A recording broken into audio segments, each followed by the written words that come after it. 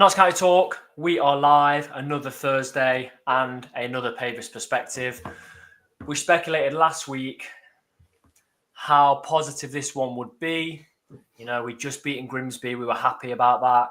It was a good performance. It was a battling performance. And then we played Chesterfield at home. We're obviously going to deep dive into what happened at home to Chesterfield and plenty more. So much more to talk about tonight. We've got obviously that Chesterfield fixture. We've got the Crewe fixture coming up. Tim's going to be joining as a Crewe fan we've had on maybe 2 or 3 times already over the past couple of years. We're going to talk about Alex Bass's injury. We're going to talk about Junior Marias being recalled. We've got the Bradford fixture change. There's so much. We introduced it last week. We've got 2 questions for each other. Last week's introduction. No, we have some good questions for each other. And then we're going to answer your questions as well. So absolutely loads to talk about. As always, get your questions in. We are powered by Better Bytes Computers. Use that code Pavis perspective for money off refurbished computers or computer repairs. Loads of you here. And as always, please drop a 5-star review if you're listening on Spotify. Anything to add, George? Because it's been a busy week. Have I forgotten anything? No, I think you pretty much got it there. Yeah. Chris has ruined the whole show already. Why? Got the anagram ready. Oh, cheers, Chris. Thanks, one. Nice one, Chris. Should we finish? What's the point? Oh, Chris. Just write it down on a notepad and just wait till at least 5 minutes here. Well done, Chris. Nasty year was Ryan Yates. We thought you might get that one. Evening, Nigel, Ian, Phil, Royston, John, Stephen, Ian, Notts County Fan TV. Martin Shipley is a channel member. Says evening all. A win on Saturday is now a must if we can forget automatic promotion. Milkman Hero, obviously going to predict Desmond later on in the show. We've got Richard, Mickey, who's a channel member. Loads and loads of you joining us. Tony, Neil. Evening to all. So let's not beat around the bush. We lost at home to Chesterfield. We lost at home to an 88th minute Chesterfield goal after equalising. George. I'm going to say it again, and I sound like a broken record. We didn't deserve to lose the game. Yeah, well, it's just the story of the season so far, really, especially at Meadow Lane. I left that game just thinking, genuinely, and I still think that now. Honestly, I believe there's no way we got this season. You cannot hinge your promotion on the way that we are playing now. I think we've played some good football this season. And look, there was promising signs, earlier on in the season where you're thinking, look, we played well that game. We were just unfortunate; it didn't fall for us. But we're way too far into the season now to still be saying that. So there's problems. There's definitely problems. Say that again. Say the first thing you said.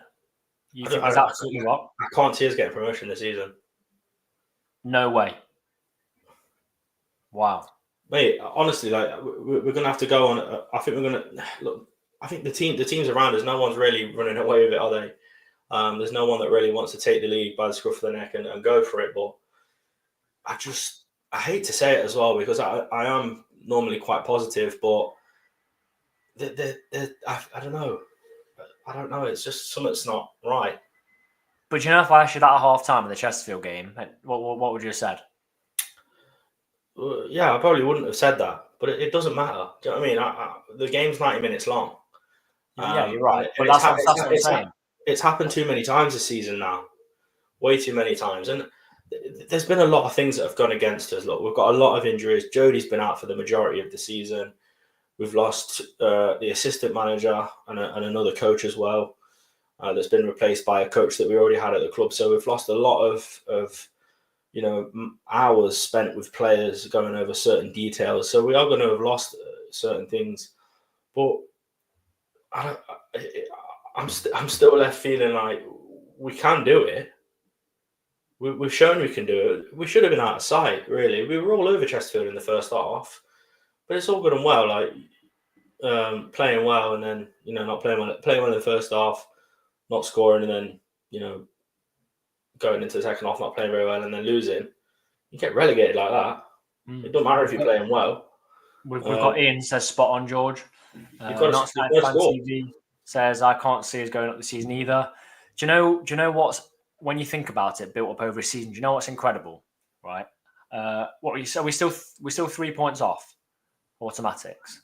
2, I think. Yeah. Is it actually? It's 2. Mm. 2 off automatics, right?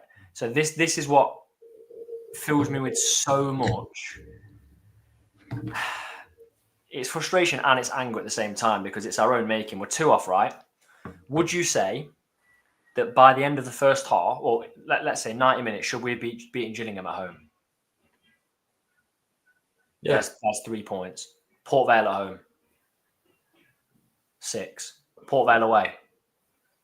First half, we should have been gone, 9. Walsall at home, 12. Chesterfield at home, 15. 15 points dropped.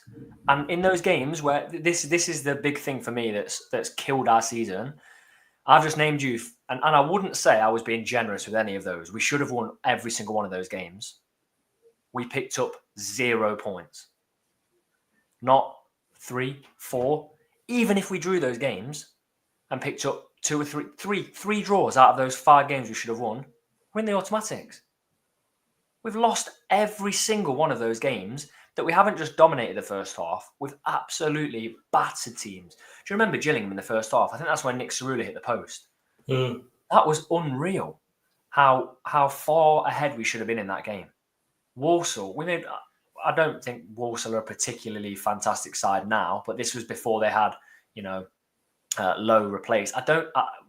We made them look very, very, very poor. That first half was one of the worst I've seen the team look at Meadow Lane, and we did well. We battered them. To pick up 0 points from those games is a killer. It's an absolute killer, and it ruins a whole season because there must be players there that are starting to think, how many times has this happened? How many times? Layla says, don't think we're going up this season. Yeah. Gillingham, I'm sure there's people watching this now thinking, God, they must be mad. Because we have played some good football against clubs, and there's a few clubs that have said that we're the best team that they've played this season. But I don't know. Consistency is a huge issue.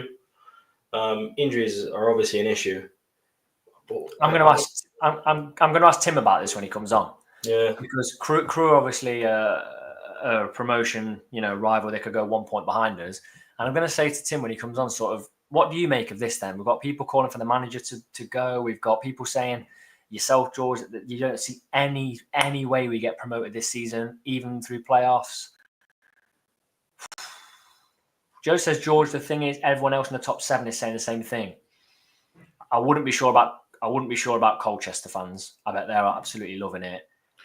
Yeah. I wouldn't be sure about Wimbledon fans either. But I reckon the rest of us are probably. It's not a bad shout, Joe. But I reckon there's a few fans here that in there. Colchester. If the season ended right now, they would win the playoffs.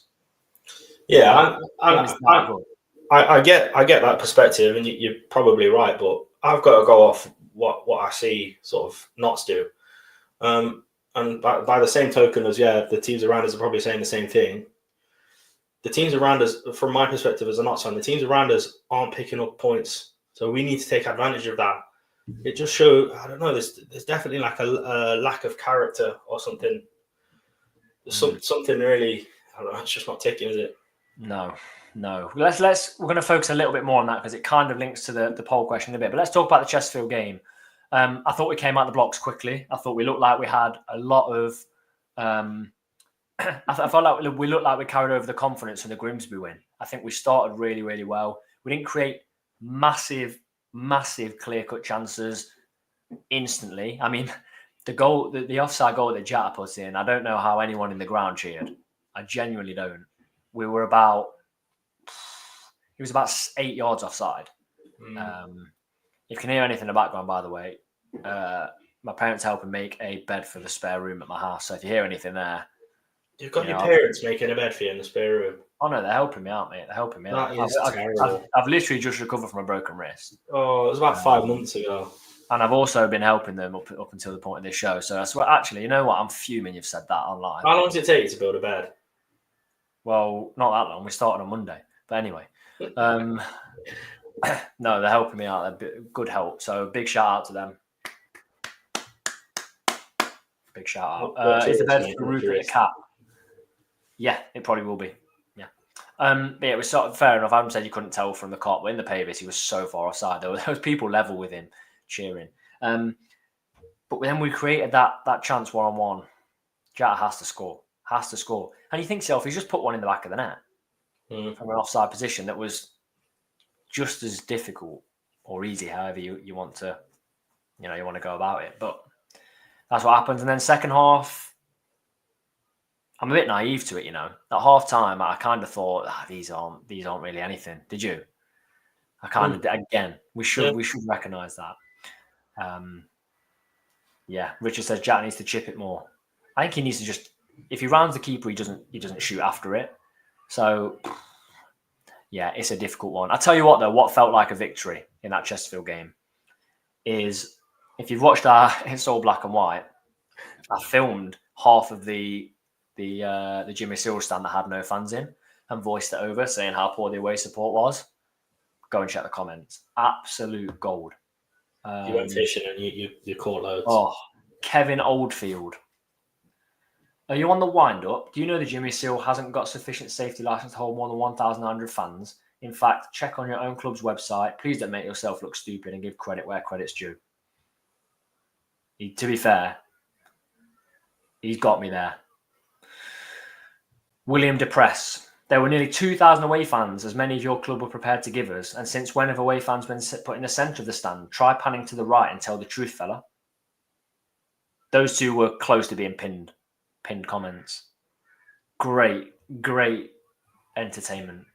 So actually, I'd say that's worth at least 2 points. I know you can't get 2 points in football, but if you could get it for fishing, oh God, that was good. That was making me laugh yesterday. So that's the only positive really from that. A couple of things in here, George. I don't think I've seen. I think there's 3 or 4 comments that have all said, unless I've missed some. No point in Maynard going. I'm mad we're having this conversation when we're 2 points off automatics. George, have you read that? Chris? George stats last week. I think they're right. They're getting questions. It's going to get personal between me and you and Chris if you carry on. Yeah.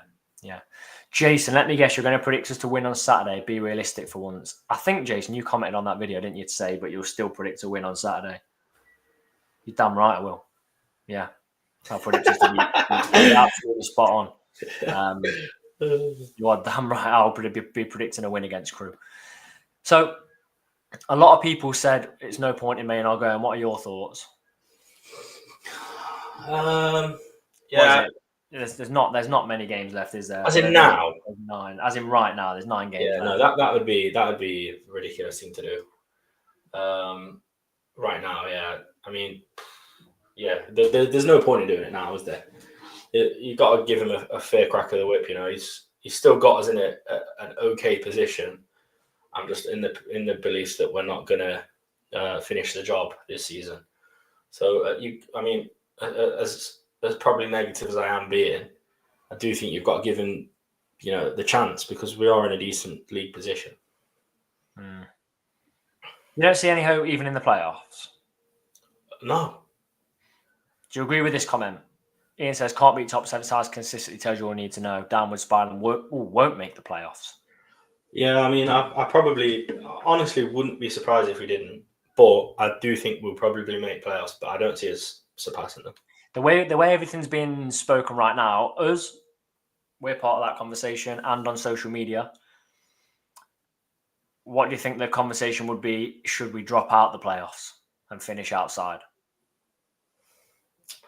I don't know. I'm stuck. I'm stuck between.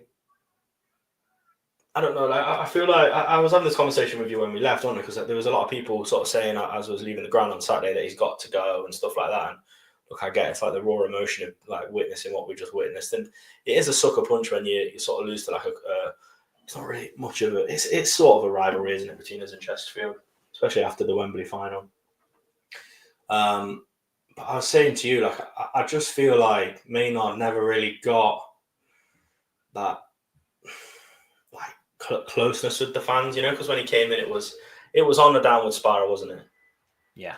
But I sort of go back to what I say, like the really top managers, they make things happen and they make things work. And he's had a summer transfer window, he's had a January transfer window. I look, we're still in contention. It could a switch could flip this weekend, and that's it. You know, we got on to win the rest of our games, and then we're singing his praises. But at this moment in time, I'd say obviously don't get rid of him. Would if we dropped out of playoffs? I think there's got to be questions asked, but then you sort of stack up what he's had to go against with injuries and losing his coaching staff. The team that he was employed at Notts with, you know what I mean? So they know how they operate and things like that. Like he's had to adjust to that. You know, McGoldrick being out, Jones being out. I've already mentioned injuries, but them two being the main ones. That has an impact on your season. But then again, the top, like the good managers at this level, at any level, will still find a way. And I just don't think we have that about us. We don't. It's very much we're doing it this way, and that's how we're going to do it because it's working for us most of the time. But there's definitely games where you need to switch it up. Yeah. And I don't think Maynard sometimes is willing to do that. Yeah. Yeah. I'll tell you what. And I said this about a month ago, right? I don't like anything personal towards players or managers on social media, especially, you know, Maynard does get a lot of abuse from fans that goes personal. I don't agree with any of that, right? But I feel like we're almost in the camp now where, you know, if Notts were to go up, I don't think it'll be first. If we are to go up, it'll be third, right? I feel like we're already in that camp where the second we were to get promoted, I'm saying a big if we got promoted, the second we were to say that, the comments will be, we've gone up in spite of Maynard. I think he's already, I think that mentality is already in the fan base. And there'll definitely 100% be shouts from not a large majority of people, but definitely a small majority of people that will be saying, we've gone up, still change manager. 100%. Do you not see that? I definitely think it will, the comments will be in spite of Maynard. Yeah, but yeah, I think you're right. Yeah, no, it is. But then you do look at some of the. It's the fear of the unknown, isn't it? You know, going into League One, it's a tough league. Like, look at some of the money being thrown around in League One. It's going to be very, very competitive. It is very, very competitive, and there's some top managers in there as well. So we'd be taking Maynard obviously to the highest level that he's ever managed against some of the, you know, some of the top brains in football. Really, you're talking about the top sort of whatever number it is. 70 something, 60 something of managers in English football. Yeah. So yeah, I mean, it's gonna if we do get promoted somehow, it will be. I think it will be difficult, and as soon as it's going to be difficult in League One with any manager. So, but I think he'll be scrutinised a lot quicker than anyone would be. Yeah, I agree. Right, we're going to get Tim on in the next couple of seconds, but just going to shout out Callum, 20 months of being a channel member, consecutive months of being a channel member. I don't know how you've done that. Fair play to you, because that's like torture. But you said quality content, so I appreciate it. Right, we're going to get Tim on, and I'm going to ask him the question that I said I'd be really interested to know from an opposition fan point of view, especially one that's, you know, in that playoff mix with us. So, Tim, how are we? Yeah, I'm all right, fellas. I thought you missed a bit of a good opportunity for the segue there when you were talking about the top brains in football. I thought that was the ideal time to bring me in there. To be fair, I'm in charge of bringing people in. If George had been there, you'd have probably been straight on. Yeah, exactly. But you've joined us, and a couple of minutes before you joined us, Tim, before we start to go on to Crewe, I'm really interested to know how this is seen from your perspective. We've been talking about, should our manager still be in charge? Should he go?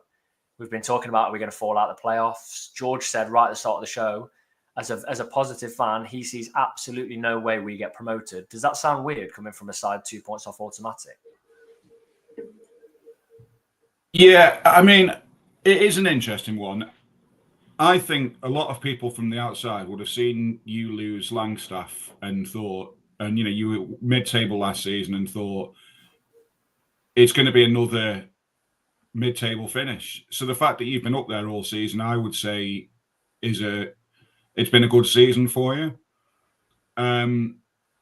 However, I'm fully appreciative of the fact that I'm a Crewe fan. We're a small club with a small fan base, and expectations are always pretty low. And County are a big club with a big fan base, and I think there's probably questions asked more quickly by your fan base than ours. So, you know, I think if you look at the table now, you'd say you've got a better chance of finishing in the playoffs than us. If you don't, I imagine there'll be a lot of people who will say he's got to go. I think if we don't, there'll be barely more than an odd couple that will say Lee Bell's got to go. So I think it's about expectations. But whether those expectations are realistic or not is another thing. I think you could probably argue that this is everyone's golden opportunity to get out of League Two this season, because there isn't really a Wrexham or a Stockport. I mean, no one would have had Walsall up there at the start of the season. And it just seems like any team that puts a run of 4 or 5 games together can get themselves in the mix. So, I mean, look at, even Bromley and Colchester, who were right down the bottom a few weeks ago, aren't too far off. So, yeah, I think it's one thing to sort of say,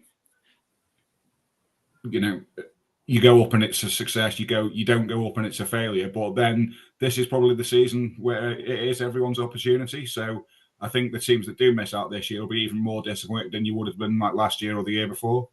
Yeah, I agree. I mean, you're going to have MK Dons, I assume, will be a lot stronger next year. I think Chesterfield will recruit. Yeah, I think it's going to be tough.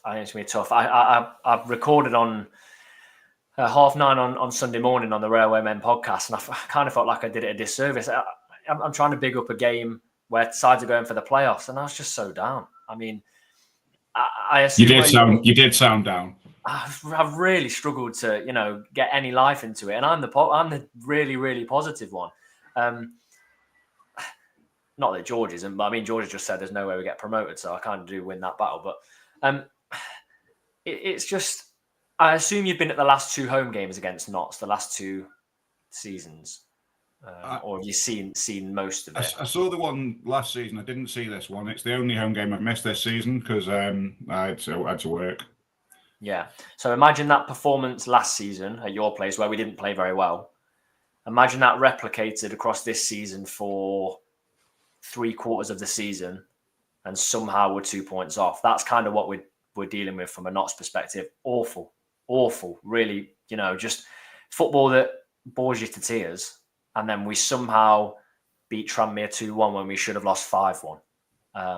Things like that. So interesting. Let's kick off then. I'm going to go with a comment from Dale, who's obviously not bitter. He says, Tom George, has the Crewe fan got a brown envelope ready for the ref on Saturday for another dodgy penalty? I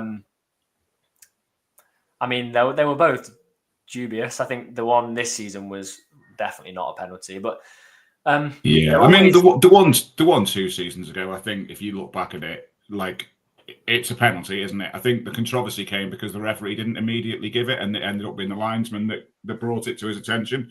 I think if he'd have just given it straight away, no one would have had an issue with it, because the defender jumped and he had his hands in the air, and nowadays that's a penalty if you make yourself big. But I think the one this year was one of the worst decisions I've seen in a long, long time. Yeah, I was on your local radio station on the Thursday, and I got a prediction at the end, and I said, no, never, there's not going to be a penalty this time. And there was, and I got made to look silly. But let's go on to Crewe season then. You talked about different expectations for the 2 clubs. You sit just outside the playoffs. Obviously, a win Saturday with other results would probably put you in the playoffs. How has your season gone, and are you happy with it? I mean, in many ways, it's been a replica of last season. We've looked like one of the best teams in the division when we've had everyone fit, but we've had large stretches of the season where we haven't, and we've been stringing sides together with academy kids and reserves and 3rd, 4th, 5th choice players playing and people out of position, and just like last year, it's really affected us up front. So we basically relied on Elliot Nevitt for the whole of last season as our only goal scorer. So this season we were like, we're not going to let that happen again.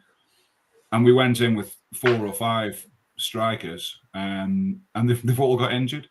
So yeah, we've kind of found ourselves in a very similar situation where we're having to play development players and youth players to fill in the gaps, and we've seen our form drop off a cliff basically. Just before Christmas, we were looking like we were threatening to put a title bid together, just like we were when we won at your place last season. And then the wheels are falling off because of injuries again. So I think it's been a decent season overall, despite the injuries. I mean, I think one thing that's really cost us, we've drawn too many games. There's been so many games where it's been there for the taking, and we've come away with 1 point. And as we all know, you're better off winning one and losing one as drawing two, because then you walk away with 3 points from your 2 games instead of 2 points. Yeah. So whilst I think there's only 1 or 2 sides in the division that have lost fewer games than us. Pretty much everyone that's challenging for the top end has won more, and we've just drawn too many. So it's been a decent season. There's been a few games where we've had our arses handed to us. The 2 most recent examples have been a bit unusual. We had an early man sent off at Wimbledon, and we got beat 3-0, and then we got beaten 4-1 by Fleetwood. By Fleetwood, and that was a weird old game because Shiloh Tracy suffered one of the worst injuries I've ever seen live at a football match after about 15 minutes, and it was one of them where people were vomiting and no one could look, and he was getting oxygen and painkillers on the pitch, morphine drip on the pitch, and from there, like, the whole atmosphere went out of the game because everyone knew that it was a potentially career ending injury that we just seen to one of our best players. And yeah, I think you just have to rule a line through that game completely because I think players were in tears and stuff at half time apparently. So that aside, we've been very competitive. We drew with Doncaster last time out. To be honest, we really should have beaten them. We were 1-0 up and completely dominant at half time, and we should have been 2 or more up, and we didn't take our chances. And then it was obvious at some stage they weren't going to continue to be terrible, and eventually Molyneux and people started playing, and they got a draw, and actually they could have won it towards the end. But I like to think that that's sort of showing us now that now we've got players back. Now we've got some of our strikers on the pitch or around the team. We can compete again, and I think we are one of the best teams in the division when we've got players fit, and we're starting to get to that stage now. So we've got a horrible looking run of form, but yeah, I think if we play to the level we can when we've got the players available that we've got now, and we don't suffer too many more injuries before the end of the season, I'm relatively positive. I think it's been a decent season. It could be a very good one still. Yeah. Ian says that you could be talking about us. Exactly, injuries have dictated our season. Maybe not the draws. I mean, a lot of our games we should have won, we've actually lost. I was going to mention the Tracy injury, but you've mentioned it. He ran the length of the pitch against us at your place and absolutely burnt George Abbott for pace, and it was a good finish, and the game was dead from there, really. But how confident are you coming to Meadow Lane? Because I don't know what you think, George. The blueprint to beat Notts really is if you survive 45 minutes at Meadow Lane, you're probably going to go and win the second half. I can't see any other team doing anything different. Walsall survived it and beat us. Yeah. Everyone has. Would you say that's the blueprint, George? Yeah, definitely. That's definitely part of the blueprint in it. I think we struggle against the low block as well, don't we? Yeah. Oh, yeah. So yeah, definitely. We're not going to perform for 90 minutes. That's the problem. It's normally about 45. Yeah. Tim, are you confident? I would say I've got mixed emotions. Normally, I'd be fairly unconfident. I wasn't that confident coming to your place last season, and we had probably one of our best performances in away days of the season. I think the fact we've got players coming back gives me a little bit more confidence, because I do think we are capable of competing against the best sides in the division when we've got a full strength. So, yeah, I would we can get something. I am so hopeful that we see Jody Jones make an appearance against you at the weekend. It's been so long. Broke a bone in his foot against Gillingham, came back, sort of settled in, injured again, came back, injured again. And like Jeremy's just put in the chat, who's actually going to score for us? Because Jatta, who's our top scorer with 17, should have 117, but just can't put the ball in the back of the net. I know George is a massive fan of Jatta. Some people are saying it's actually better that our top scorer is not actually here this week. He's on international duty, so I think it's going to be an interesting game.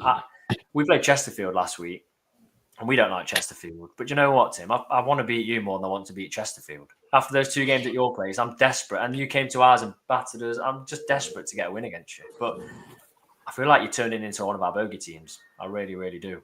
We just don't, and it's not like you beat us in a good game. We just don't turn up against you ever. And I don't know if that's play style. Would you be likely to come to us and just sit in a low block? That's what we've done that's what we did when we went to Walsall. That's kind of what we did when we went to Doncaster fairly early on in the season. And I would say it would be typical of the way Lee Bell tends to set up away from home, especially. And if anything, that's probably one of the criticisms people have put in his direction, that he's a little bit too cautious. The thing is now, I don't think we can be cautious anymore. I don't think draws are going to get us in the playoffs. We can't draw our way to promotion. So whilst we might set up fairly conservatively to start with, at some stage the handbrake's got to come off, because we need to win. Normally going to your place and getting a draw would be an amazing result for us, but it won't be on Saturday. We've got to go with like an attitude of we need 3 points. A draw is almost as damaging as a defeat, because Colchester seem to win every week, and that at least 2 or 3 of the teams that are going to be above us are going to win. So we're now chasing one of those top 7 positions. So the honest answer is I don't know. I think some of it will be dictated by who's fit. Obviously, this is the second time this season we've played you when it's been an international week, because it was when we played you at our place, and Jatta didn't play then either. In fact, I think the only time we've seen him so far in a county shirt, I think he came on at Meadow Lane last season with about half an hour to go. Yeah, and he hadn't really settled into League Two then. It was fairly early days for him. Yeah, I think he came on from McGoldrick, didn't he? So it's an interesting one, because we'll be without players as well. We've got a couple of injuries at the back, and one of our centre halves is on. In fact, one of our centre halves is on international duty. In fact, 2 of them are. So we'll be without them. So we normally play 3 centre halves, and I don't know whether we'll have the personnel to play 3 centre halves. So if we play a back 4, we're likely to be, just because we've got to be, a little bit more adventurous. But anyway, we'll have to be at some stage. We can't just low block our way to a draw on Saturday, because it just won't do us any favours at all. We can't draw either. Not in the sense of, a draw may help us get playoffs, but we can't draw for the reason of the fans cannot see a draw at home after the performances we've had. It can't happen. My last question before I ask for your score prediction, Tim, is will Mickey Dimitriou be playing, or is he still injured? I'm hoping you say Lee Bell said in his presser today that it's going to be a game time decision. And I think that's the case for a couple of others as well. I'll leave it to you to decide whether that's management speak or whether it's a genuine game time decision. I suspect we might see him. I think he's a superb defender. Really, really, really good defender. I'm hoping we don't see him, but I'm hoping we see him for the rest of the season and take points off some of the other teams around us. So, Tim, I'm going to ask you before you leave, so thank you for joining. Can you just give us a score prediction? I know it's difficult, but I think it's going to be a very open game because we both need to get a win. Yeah. I don't think it will be a draw because I think, as you say, I don't think it suits either side. I'm going to make it 4 out of 4 for us since you came back into the league, and I'm going to go a 2-1 away win. 2-1. Oh, God, I don't know, George. If we leave Meadow Lane with a 2-1 away win, fans are already asking for the manager to be out. But no, I mean, I'm hoping you're wrong, Tim. But if you all go and enjoy the game, thank you again for joining us. And do I hope I see you on the channel next season? Only if it's in League One. So I appreciate it. Fingers crossed. Enjoy the early start. I'll see you there. Cheers, Tim. Cheers, Tim. Thanks. Talking about injury as an international, have you seen that Walsall have 6 players out and they've decided not to even try and call the game? That's mad. They've literally given up. They're still top and they've given up. That's true. I tell you what, get their admin on here now. Someone find me their admin. I'll get him on. We'll have a word with him. What would you say to him? I'll say, come on then. I'll just say that. Okay. And I'll just do that a few times. Like that. Giving it big licks. Yeah, and then I'd remove him from the chat so he can't reply. Okay. But anyway,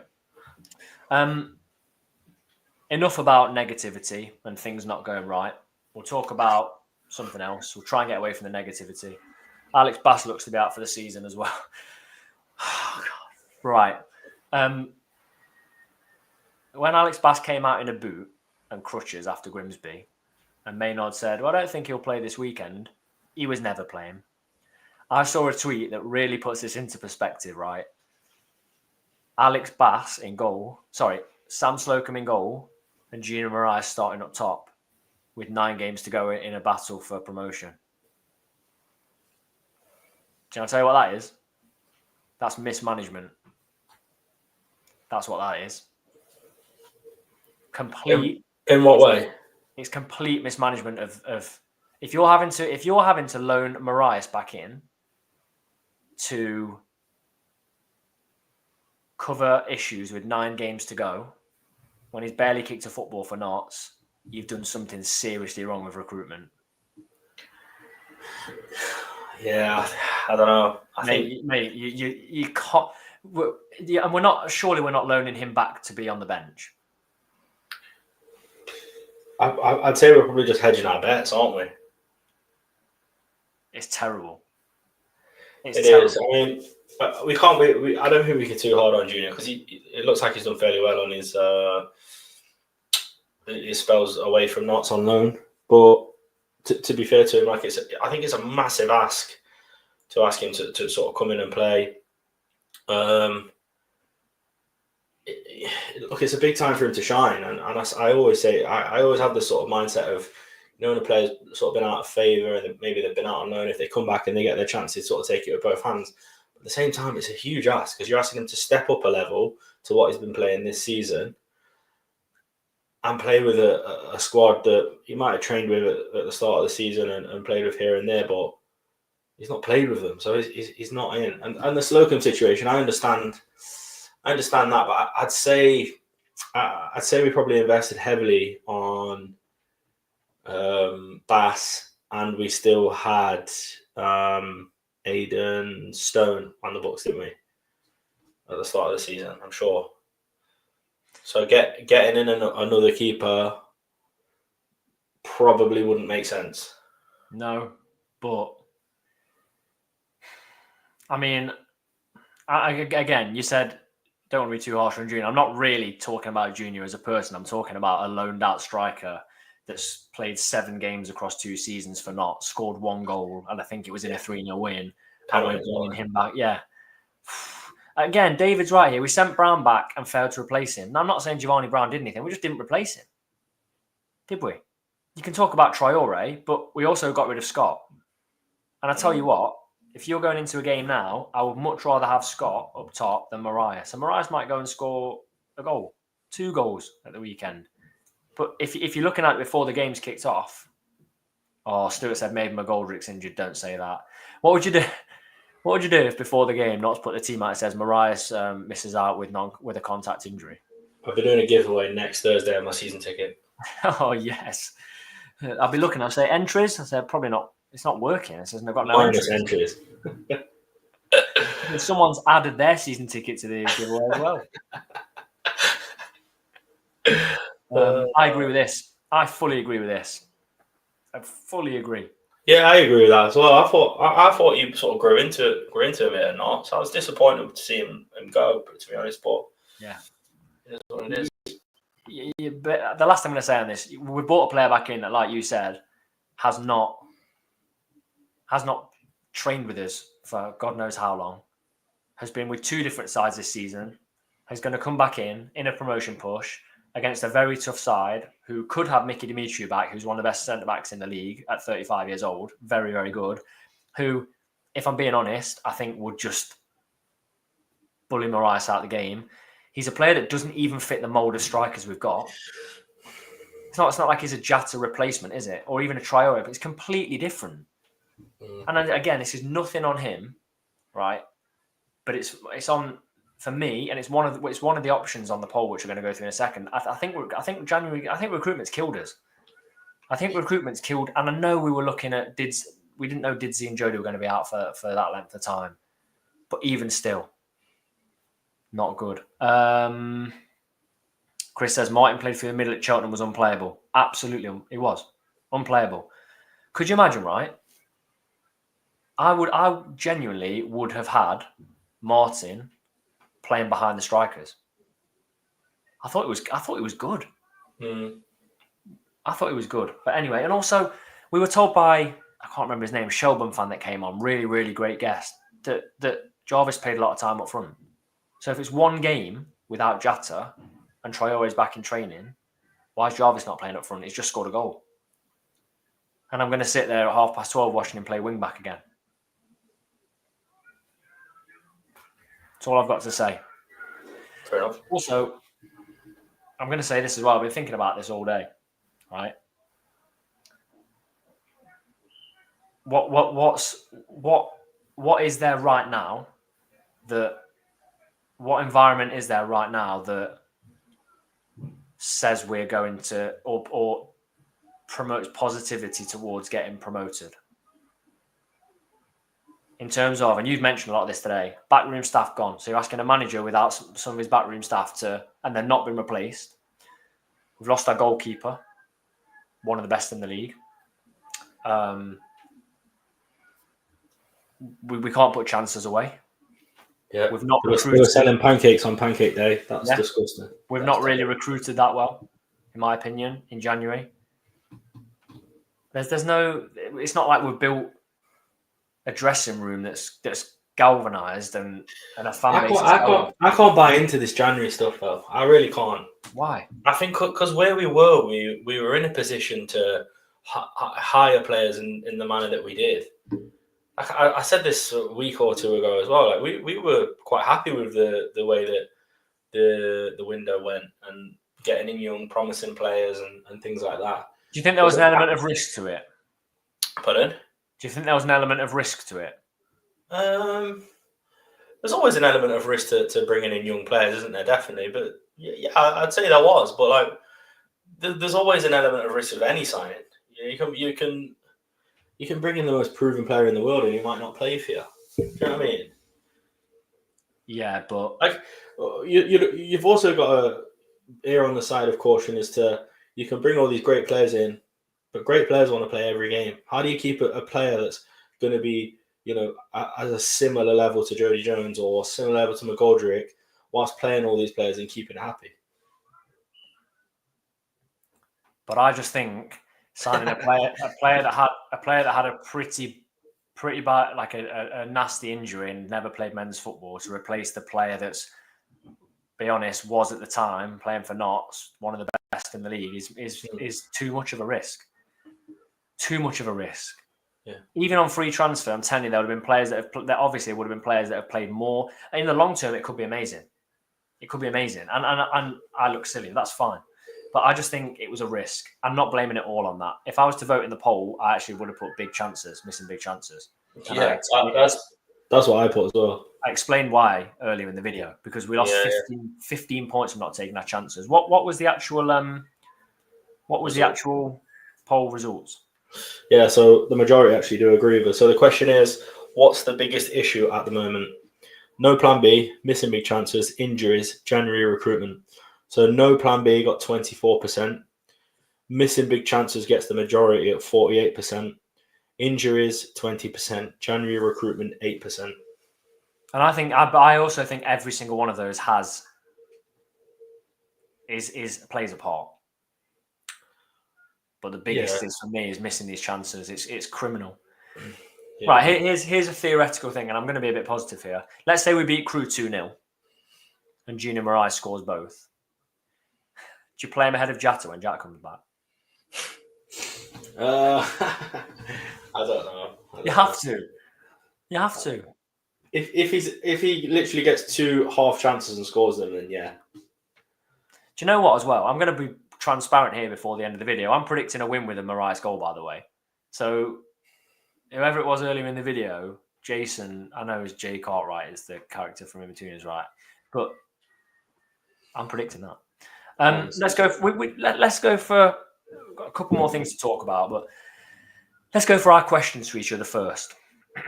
I kicked off last week. What you kick off this week? So this is something we introduced, and we're going to introduce the rest of the shows. We're going to ask each other 2 questions. They can be very heavily related to knots and current. They could be past. They could be very loosely related to football. Or they could just be completely off topic. You go first this week. So mine's a sort of hindsight question again, right? Because I felt inspired after Newcastle winning the League Cup. So from round 16, quarterfinals, semi-finals, and finals. So you've got 4 teams that you'd beat on the way from round of 16. Because obviously we could go all the way, but it just gets too long, doesn't it?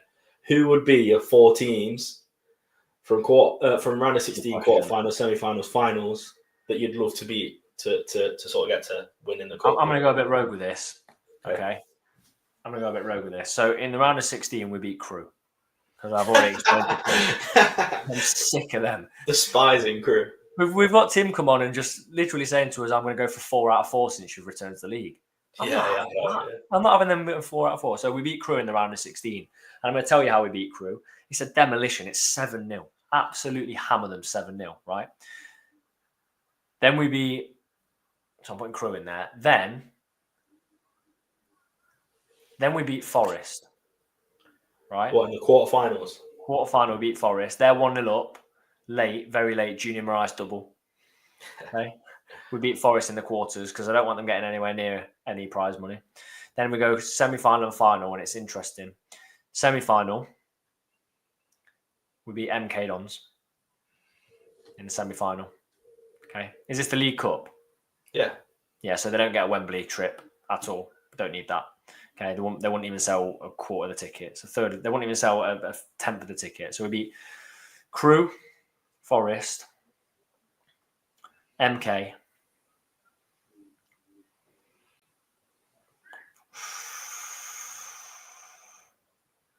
Who are you thinking? Wrexham. Wrexham, yeah. I was thinking who was going to say Wrexham. Wrexham. I'm not Chesterfield. We've done Chesterfield at Wembley. We did it, didn't we? We did the perfect win against Chesterfield at Wembley. Mansfield, just pointless club, if I'm honest. So I think we do Wrexham at Wembley. Who would your 4 be? Forest have to be in there, don't they? I think. I don't know, man. It's actually a really hard question because there's a lot of teams. For me, it'd probably go something like Wrexham in round 16.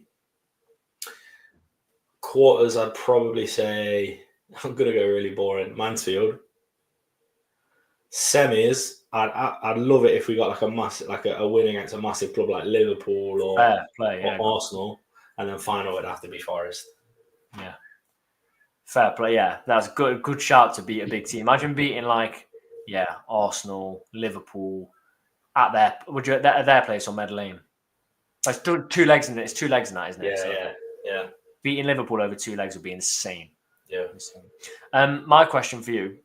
You know, you get those boring dinner party questions. Which 3 former or current players would you have at your dinner party? Yeah. Here's mine. You're hosting a dinner party. Yeah. But they're not the guests. Okay, former or current players, you need a chef, you need entertainment, It's a high-profile one, so he needs security on the door. One security, though.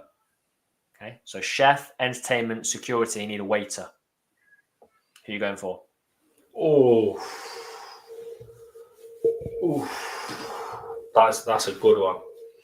That's a really good one. Yeah, I know. That's a really, really good one. So you know, for entertainment, It's got to be one. pardon? It's got to be. There's only one choice, surely. Well, I think. Are you thinking I'm thinking Jim O'Brien? No. Do you know what I'm going to say? And it's probably going to throw a few people off. But is it Bakayoko? Maybe. Whoa, that is so rogue. He was so funny. He was so funny. Like, he had some character he did. What about Toby? Yeah, I mean, I'd probably have him on service. Fair He'd be play. good. Okay, so Bakayoko entertainment, Toby service. Who's cooking your food? Bear in mind, it's a high-profile dinner party, so food's got to be top-notch. I know who I'm picking. I'm going to say John Stead. Yeah? I just feel like John Stead could definitely knock out a decent meal. Yeah. He's been all the way to the top. He knows all about nutrition. Security. This is a good one. I'm going to go with someone current. I know I've sort of gone kind of current anyway, but I'm going to say Bedu. Yeah, here's mine. Entertainment, Toby. I'd have Toby's entertainment. Chef. Now I'm going to put one out here who I think is decent cook. I'm having Frank Vincent in the kitchen. Oh. I think he makes some good pasta. Okay. I can almost guarantee it. Toby Entertainment, Frank Vincent in the kitchen. On the door, Dion Kelly Evans. No one's getting in. Absolutely no one's getting in. Yeah, that's a sharp. You could put Kyle Hudlin to try and get in, the Newport striker. No He's way. not getting in. Going to bite his ankles off. No way is he getting in. And then waiter. You just want a friendly waiter. You just want someone nice, don't you? That's going to deliver you food, no mucking about. I'm going to Sam Austin. Sam Austin would be a lovely waiter. Lovely. I think you're right. There we go. That's mine. Someone said security Michael Doyle. The guests have probably run off. But there we go. So, yeah, people letting us know in the chat. Doorman for me, Shola. It's Dion for me. Dion. Interesting questions, though. Interesting questions. My final point, George, before we pick our team, it's been a bumper episode once again, is you're not happy about the Bradford game being moved, are you? No, I think it's disgusting, honestly. Like, we were sort of, well, me, I think you was a bit more serious about actually booking because it's Good Friday. It was on Good Friday, wasn't it? Yeah. And we was going to sort of book a weekend going to Leeds, either the day after the game. Yeah. Or the day after, or whatever, and make a bit of a day of it, but just ruined again by Sky. And I don't know, like, did the club not have any like stipulation as to say, you know what, we're actually not going to do that? Do you know what I mean? I don't think they What, do. what if they did just turn around and say, no, we're not doing that? The fans come so far down the list, and when those decisions are made, it annoys me. Because we weren't the only ones that was going to do that. I looked on Twitter and there's a long list of people that said, "Oh, that's a shame. I was planning my whole weekend around going to that game." Someone said they fly and land on the Thursday. I know, exactly. Like, it's bad enough in the Premier League where fixtures are being approved, a few weeks before and stuff like that. It's all being moved. It's annoying. It's so annoying. Do you know what?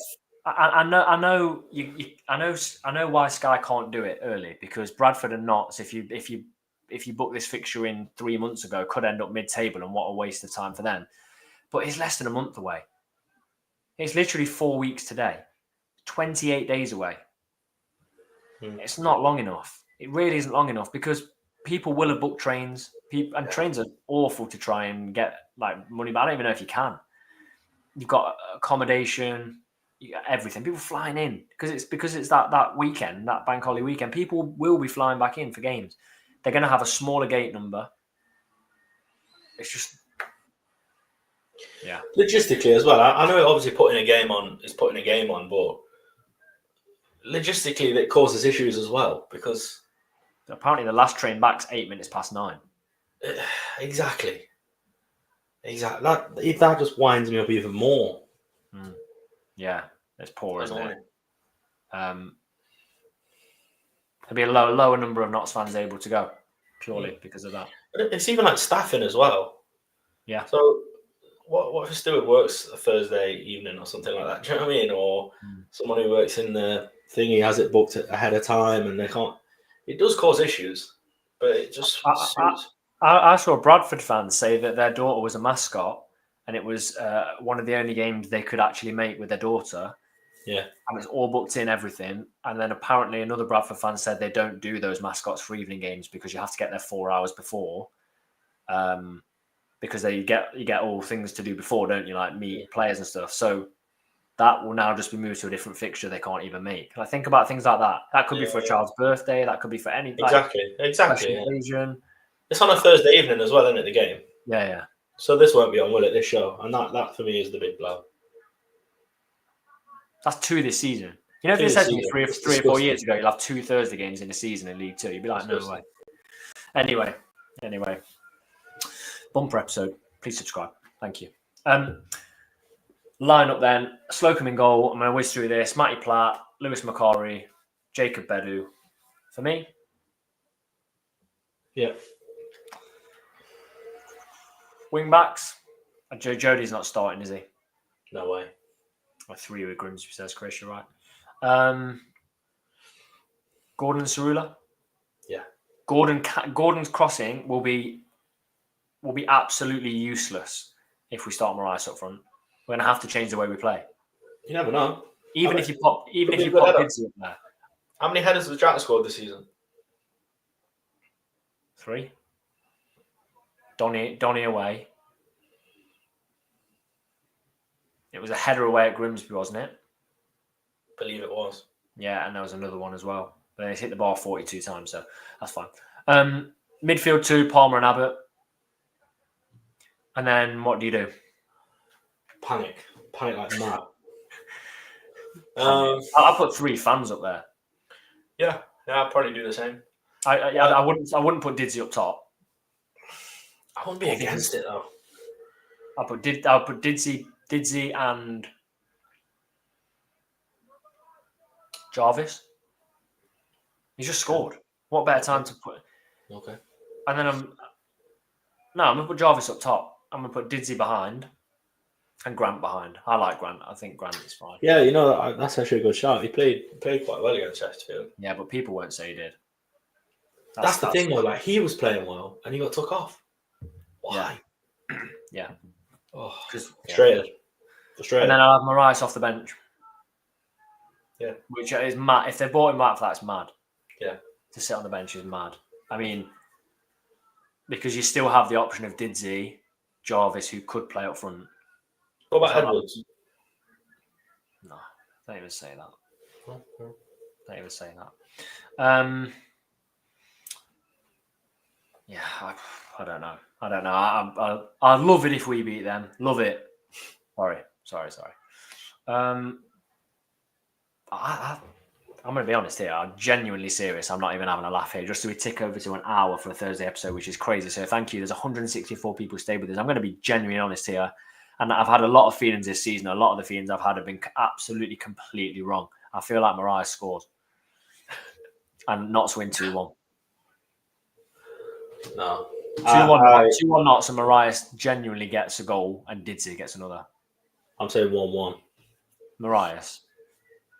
What? 1-1 and Marais goal. I'm going to say 1-1. And I'm going to say McGoldrick. Do you remember when we reloaned in Patterson? He saved the penalty and then went again. Yeah. We're going to look back on this when we're in the in Market Square celebrating promotion that the council have paid for. Didn't Fitzsimmons do that as well? No, we loaned him back from them and he saved a penalty against them, I think. No, we did it with Fitzsimmons. Fitzsimmons was on loan to Chesterfield. Yeah, we got him back. He saved the penalty and then we went against them. Yeah. and then went back. But Patterson, we loaned back in from Sunderland. He saved a penalty, and then they recalled him. But no, so we're going to think of this moment when we're in, the market square, like I've just said, when the council are paying for our promotion party. We're going to remember that Junior Marias 92nd minute goal. Roof off the clock. You're right. I hope I'm wrong. If Junior scores a hat trick, I'll get a Junior Marias tattoo. Honestly.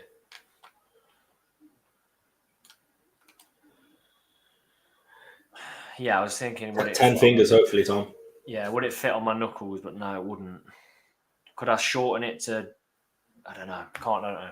Anyway, let's see what people have said before we go, because I'm actually not allowed to talk to you for this long. Yeah, I've got a headache already. 2-0, 2-1, 3-2 to Crewe. Cheers, Andy. 2-1.